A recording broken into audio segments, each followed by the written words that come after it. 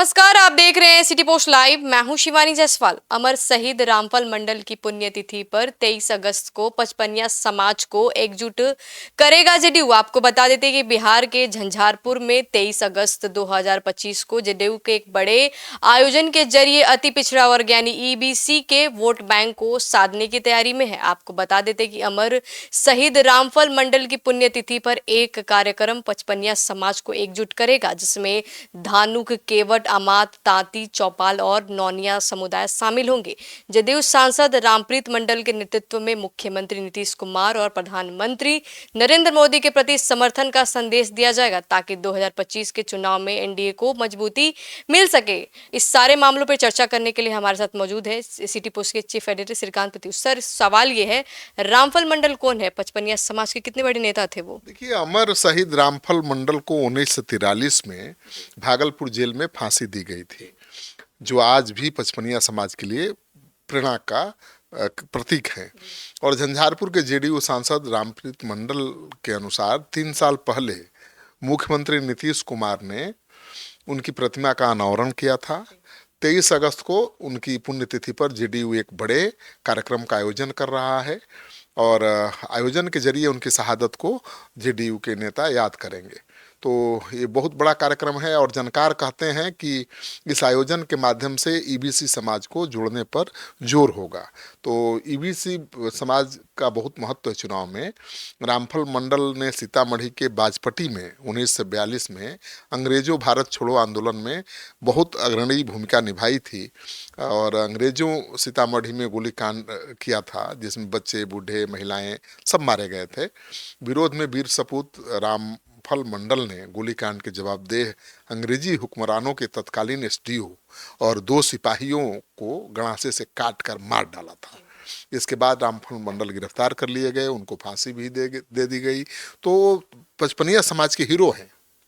Sir, दूसरा सवाल ये उठता है कि रामफल मंडल जो थे, अपनी शहादत दी थी। उन्होंने कहा था कि भारत को आज़ादी दिलाने के लिए उनके लिए फांसी मंजूर है। तो हाँ भाई, उन्होंने देखिए कितने बड़े बहादुर भारतीय थे, जिन्होंने अंग्रेजों को छोड़ा नहीं, गणासे से काट दिया और अपने लोगों की जान बचाई। फांसी पर चढ़ गए हंसते हंसते।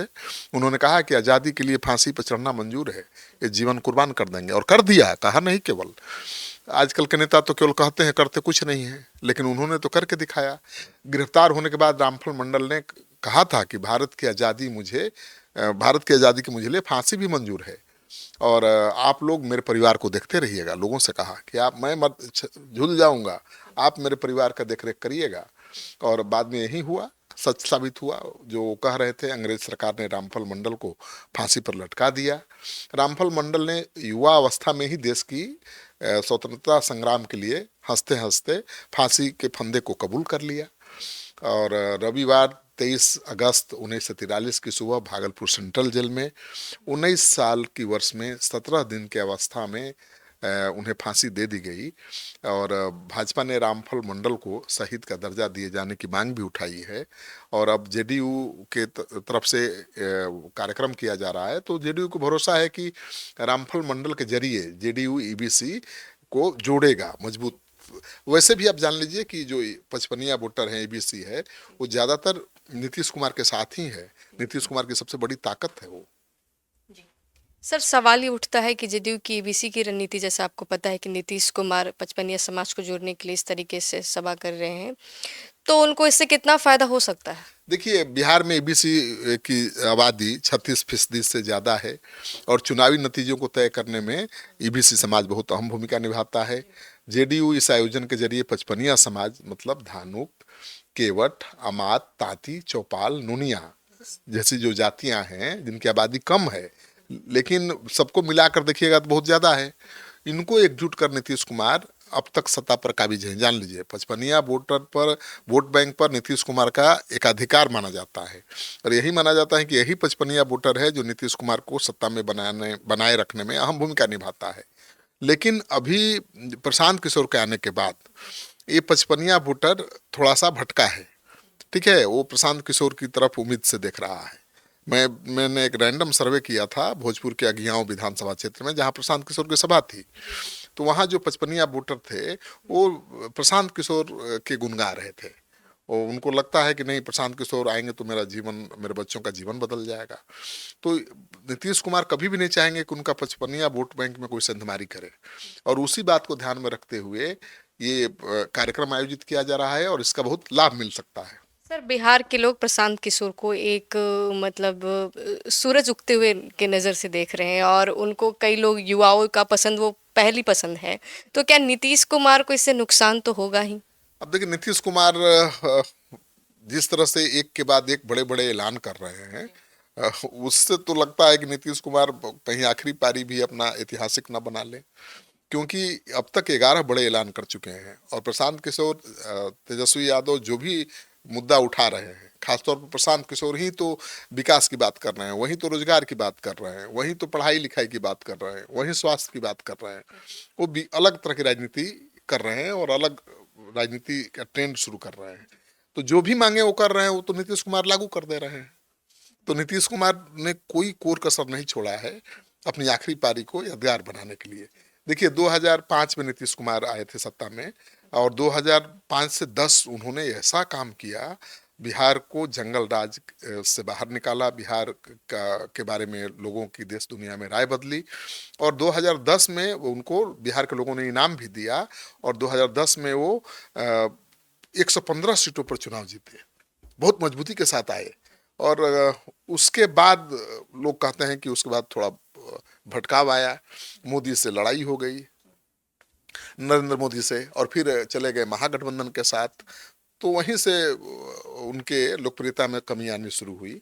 लेकिन नीतीश कुमार ने आखिरी पारी को यादगार बनाने की कोशिश की है, और फिर से वो ज़्यादा से ज़्यादा सीटों पर जीत हासिल करना चाहते हैं। अब तो संभव नहीं है कि 115 सीटें जीतें, क्योंकि बीजेपी से ज़्यादा सीटों पर लड़ने का मौका नहीं मिलेगा, और इस बार तो कई सहयोगी दल हैं, तो 100 से ज़्यादा सीटों पर लड़ भी नहीं पाएंगे। सर, नीतीश कुमार की इंडिविजुअलिटी तो खत्म नहीं हो रही है एनडीए के साथ आने के बाद? नहीं, नीतीश कुमार अकेले थोड़े सरकार बना सकते हैं। बिहार में तो कोई ऐसा दल नहीं है जो अकेले सरकार बना पाए, चाहे वो आरजेडी हो या बीजेपी। प्रशांत किशोर? प्रशांत किशोर नया प्रयोग कर रहे हैं। ये पूरे देश में कहीं कोई राजनीतिक दल ऐसा नहीं है जो अकेले चुनाव लड़े, अकेले सरकार बना ले।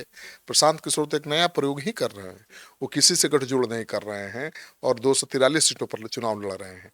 लेकिन इसका नतीजा क्या निकलेगा, ये तो चुनाव के बाद पता चलेगा ना। कर तो रहे हैं बड़ा प्रयोग। तो अब देखिए बिहार कितना तैयार है, बिहार व्यवस्था बदलाव के लिए, और क्या असर होता है। सर, इस कार्यक्रम में कौन कौन बड़े नेता शामिल थे? देखिए, अभी कार्यक्रम तो 23 को होना है, और कौन कौन नेता शामिल होंगे, अभी जो जानकारी आ रही है कि जेडीयू के जो वर्किंग प्रेसिडेंट हैं संजय झा, केंद्रीय राज्य मंत्री रामनाथ ठाकुर, सांसद दिलेश्वर कामत और दूसरे एबीसी नेता मौजूद होंगे। और सभी पचपनिया समाज को निमंत्रण दिया गया है। यह आयोजन न केवल शहीद को श्रद्धांजलि के लिए है, बल्कि ईबीसी समुदायों को एनडीए से जोड़ने के लिए ये तय किया जा रहा है। और नीतीश कुमार, नरेंद्र मोदी पर मानना है एनडीए का कि ईबीसी समाज भरोसा करता है। और आपको पता ही है कि तेजस्वी यादव की भी नज़र है ईबीसी वोट बैंक पर, वो लगातार ईबीसी को जोड़ने की कोशिश कर रहे हैं। तो ऐसे में एनडीए कोई कोर कसर नहीं छोड़ना चाहता, और ईबीसी समुदाय में यह मैसेज पहुंचाने की कोशिश की जा रही है कि नीतीश कुमार की सरकार और केंद्र की योजनाएं बिहार में विकास के लिए समर्पित हैं, ईबीसी के विकास के लिए समर्पित हैं, और ईबीसी समाज की भलाई एनडीए के साथ बने रहने में ही है। तो ये बहुत महत्वपूर्ण आयोजन है, और मुझे लगता है कि इसका दूरगामी परिणाम होगा। चुनाव में तो इसका फायदा मिलेगा ही। सर, बिहार पॉलिटिक्स में हमेशा देखा जाता है कि अगर वोट लेना है तो जात पे लोग चले जाते हैं, जातिवाद राजनीति बहुत करते हैं।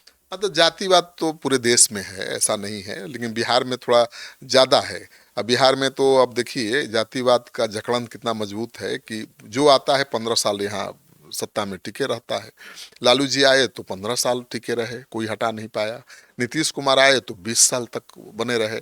लेकिन नीतीश कुमार तो जातीय समीकरण पर मुख्यमंत्री नहीं है। उनकी जाति के कितने लोग हैं? 2%, और वो मुख्यमंत्री बिहार के बने हुए हैं 18-20 साल से। तो ऐसा नहीं है, जाति जकड़न से बाहर भी बिहार निकल सकता है। प्रशांत किशोर तो वही प्रयोग कर रहे हैं। देखिए प्रशांत किशोर भी जातीय समीकरण को नज़रअंदाज नहीं कर रहे हैं। वो भी कह रहे हैं कि जिस जाति की जितनी आबादी है उसको उतनी भागीदारी देंगे, ठीक है ना। दलितों की जितनी आबादी है उतने दलितों को टिकट देंगे, मुस्लिमों की जितनी आबादी है उसके हिसाब से उनको टिकट देंगे।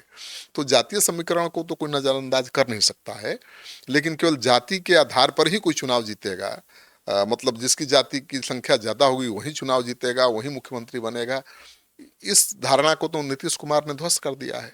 और प्रशांत किशोर उसी आधार पर दावा कर रहे हैं बिहार में व्यवस्था परिवर्तन का। अब देखिए चुनाव के बाद पता चलेगा कि प्रशांत किशोर बिहार की राजनीति में क्या प्रभाव डाल पाते हैं। तो आप सुन रहे थे इस पूरे डिबेट को, अपनी राय कमेंट सेक्शन में जरूर शेयर करें। तब तक के लिए धन्यवाद।